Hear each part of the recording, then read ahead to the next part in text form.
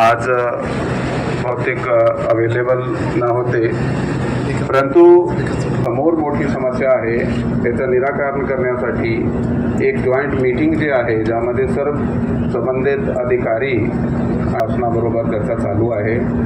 माझी आपल्याला एवढी विनंती आहे की हे प्रॉब्लेम फक्त तुमची नाही आहे, हे आपली सर्वांची आहे, आपली सर्वांची एकत्र जबाबदारी आहे।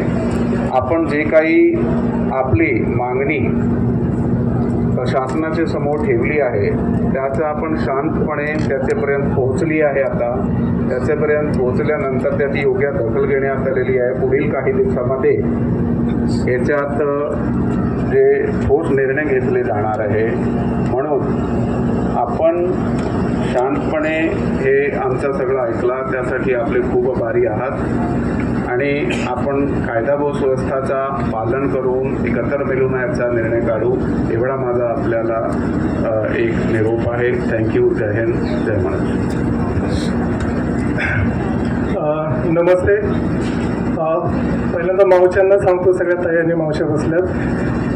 ह्या भागाशी माझे मर्मबंध अगदी माझ्या जन्मापासून जुळलेले आहेत। माझं सगळं आजोळपण चरोली तुम्हाला माहीत असेल, इंद्रायणीच्या काठी, तिथं मी लहानाचा मोठा झालो आणि 1981 साली बैलगाडीमध्ये केंदूर पाबळला मी लग्नाला आलेलो आहे। मी तुमच्यातलाच आहे आणि आज पहिल्यांदाच तुम्हाला दिसत असेल की जिल्हा प्रशासनाचे जिल्ह्याचे सगळे प्रमुख इथं आलेले आहेत। जिल्हाधिकारी महोदय आज रजेवर आहेत। ज्यावेळेस जिल्हाधिकारी महोदय रजेवर असतात त्यावेळेस अतिरिक्त जिल्हाधिकाऱ्याकडे जिल्हाधिकाऱ्यांची जबाबदारी असते आणि त्याच जबाबदारीने मी तुमच्या भेटीसाठी आलेलो आहोत। काही दिवसापूर्वी मी 2च दिवस झाले मी ह्या भागाचा चार्ज घेतला आहे। तुम्हाला माहीत आहे की नाही हे मला माहिती नाही, 2 दिवसापूर्वीच मी आलो आहे आणि पहिलीच माझी भेट तुमच्या भागाला आहे जिथं ज्या भागामध्ये माझं लहानपण गेलं आहे। तर आपण सगळ्या जिल्ह्याचे इथे प्रमुख आले, सगळ्यांनी DCM सरांनी काय काय करू शकतो सांगितलं आहे। मी तुम्हाला आता पाऊस पडतो एवढंच सांगतो की ह्या क्षणी जिल्हाधिकारी महोदय येऊ शकत नाही, परंतु मी त्यांच्याशी स्वतः बोलतो। स्वतः तुमचं जे गारण आहे ते ऐकण्यासाठी जिल्हाधिकारी महोदय स्वतः तुमच्या भेटीला येतील। एक औपचारिक किंवा अनौपचारिक एक सगळ्यांशी बैठक होईल त्यांची, परंतु मुख्य बैठक ही आपण जिल्हाधिकारी कार्यालय किंवा त्यांच्या संमतीने आपण अशी ठेवू की जिथे सगळ्यांचे प्रश्न मार्गी लागतील। त्यामध्ये लोकप्रतिनिधी असतील, जे बाधित असतील ते बाधित असतील आणि सगळे प्रतिनिधी सर्वपक्षीय असतील, अशी एक मोठी बैठक ठेवू आणि जे मागच्या काही बैठकांमध्ये आयरणीवर आलेले प्रश्न होते ते मार्गी लागलेत किंवा नाही त्याचाही आढावा घेऊ आणि त्याच्याशिवाय आता समजा कुंपणाचं सांगितलं किंवा इतर काही जो प्रकार सांगितला जो प्रॅक्टिकली आपल्याला शक्य होईल तो कसा इथे अंमलात आणता येईल या दृष्टीने आपण करू। आम्ही तुमच्यातलेच आहोत। अधिक पावसामध्ये कुणी भिजू नये एवढी विनंती करतो। कलेक्टर साहेब रुजू झाल्यापासून ह्या तुम्ही 10 दिवसात मुदत दिली, मी 8 दिवसामध्ये जिल्हाधिकारी साहेबांसोबत मी स्वतः इथे येतो, तुमचं सगळ्यांचं गारण ऐकतो आणि त्यानंतरची महत्त्वाची बैठक आहे ती आपण व्यवस्थित ठेवू। कोण बोलायचे आपण ठरवा, त्या सगळ्यांना जिल्हाधिकारी महोदयांच्या साक्षीने आपण बोलूया, निमंत्रित करूया, विनंती करूया आणि आपलं गारण शासनापर्यंत नेऊया एवढी विनंती करतो। आज कोणताही जो देह आहे त्या देहालाही आपल्याला अग्नी देणं एक पवित्र कार्य असतं, त्यालाही रोखून ठेवू नये मनापासून मी विनंती करतो। तरी मी तुम्हाला म्हटलं आहे एवढं करून मी खासदार महोदयांकडे हा जिल्हा प्रशासनाच्या वतीनं मी शब्द करतो जिल्हाधिकारी महोदयांना आणण्याचा आणि हा माईक खासदार महोदयांकडे सोपवतो। धन्यवाद। जय शिवराय। खरं तर जिल्हा प्रशासनाचं मी यासाठी आभार मानतो की राऊत साहेब आपण तातडीने इथं आलात, परंतु ही जी वेदना आहे ही वेदना अनेक वर्ष आता ठसठसते आणि अवघ्या 20 दिवसामध्ये तिसरी घटना घडली।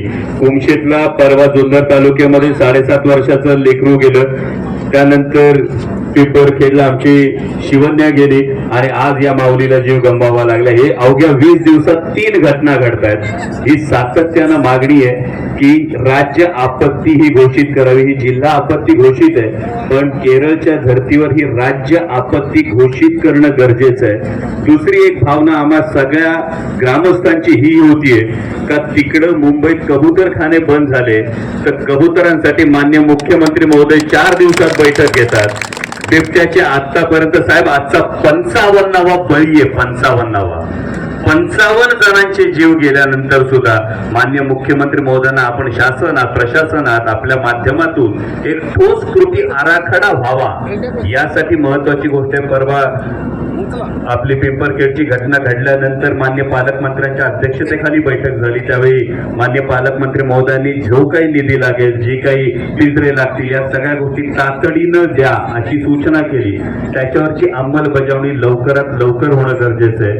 आणि त्याचबरोबरीनं वन विभागाच्या अधिकाऱ्यांना माझी ही विनंती आहे की माणिक डोचं बिबट निवारा केंद्र जे आहे याची आता कपॅसिटी संपलेली आहे. तुमच्याकडे फॉरेस्टच्या जागा उपलब्ध आहेत. नसबंदी होणार, त्याला आणखी पॉप्युलेशन कंट्रोल व्हायला वेळ लागणार, पण तोपर्यंत तुम्ही 14-16 फुटाचं कंपाऊंड करून त्यामध्ये जास्तीत जास्त ग्रेझिंग लँड तयार करून त्यामध्ये जास्तीत जास्त बिबटे पकडून सोडा. तुम्हाला बिबटमुक्त जर करायचं असेल तर त्याशिवाय आपल्याकडे दुसरा पर्याय नाही. तुम्ही कुठलाही कायदा त्याच्या नैसर्गिक अधिवासातच बिबट्याला ठेवताय. बिबट्याचा कायदा मोडणार आहे. आणि जिल्हाधिकारी महोदय म्हणून राऊतसाहेब माझी आपल्याला विनंती आहे की यामध्ये सगळ्या कंपन्यांचे CSR पूल करून आपण याच्यावर एक पर्याय काढा. जर 1000-1200 बिबटे असतील तर एक या पद्धतीचं एक मोठं निवारा केंद्र ज्यामध्ये 200-400 बिबटे एकत्र एका भागातले सोडले जातील. आणि हे आपल्याला प्रत्येक तालुक्यामध्ये करावं लागेल तर जीव वाचतील. कारण ऊस घेणं आम्ही थांबवू शकत नाही, ही वस्तुस्थिती आहे. आणि त्यामुळे याचवर लवकरात लवकर आपण तोडगा काढावा. मान्य जिल्हाधिकारी महोदयांबरोबरची जी बैठक असेल, जशी जुन्नरला आपण एक बैठक घेतली, सगळे सरपंच उपसरपंच यांच्या उपस्थितीमध्ये आपण जशी जुन्नरला बैठक घेतली तशी इथे CCF साहेब असतील, जिल्हाधिकारी महोदय असतील, आणि जी सगळी आमची ग्रामस्थांची जी मागणी आहे की यामध्ये मान्य वनमंत्री आणि पालकमंत्री महोदयांनी सुद्धा उपस्थित राहावं. कारण लोकांच्या ज्या भावना आहेत या त्यांच्यापर्यंत त्याच्या पद्धतीने जर पोहोचल्या तर त्याच्यावरच्या जे मेजर्स आहेत ते तातडीनं घेतले जातील. एवढी माझी आपल्याला आमच्या सगळ्या ग्रामस्थांकडून विनंती आहे की लवकरात लवकर हा प्रश्न आता मार्गी लागला पाहिजे, किंवा जसं पत्रकार महोदय म्हणाले त्या पद्धतीनं. नाहीतर हे अर्थकारणावर आलंय, हे जीवावर आलंय. आणि त्यामुळे तुमच्याकडून या सहकार्याची आम्हाला सगळ्यांना अपेक्षा आहे. धन्यवाद.